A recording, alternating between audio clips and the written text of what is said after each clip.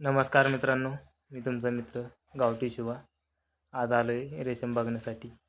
याच्याबद्दल तुम्हाला ऋतिक थोडीफार माहिती देईन.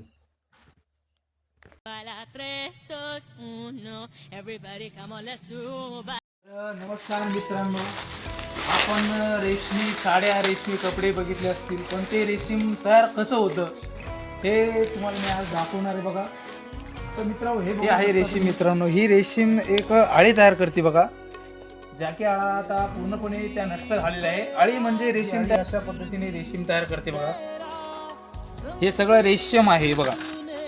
हे जे नंतरला हे काढलं आता बघा, आणि एका विशिष्ट पद्धतीने केली बुडून याचे दोरे बाहेर काढले जातात मित्रांनो, तर बघू शकता. आणि ही अळी जी आहे ही तुतीचा पाला आपण म्हणतो बघा, हा पाला या ठिकाणी खात असतोय.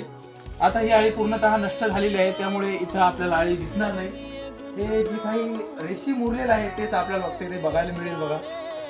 अशा पद्धतीचे हे रेशीम या ठिकाणी अळी तयार करते. आणि अळीला योग्य ते टेम्परेचर, थंड वातावरण या ठिकाणी आवश्यक असतं. जर थोडी सुद्धा गरमी या ठिकाणी अळी झाली तर अळी मरण्याची शक्यता असते. तर धन्यवाद मित्रांनो, एवढीच माहिती आहे.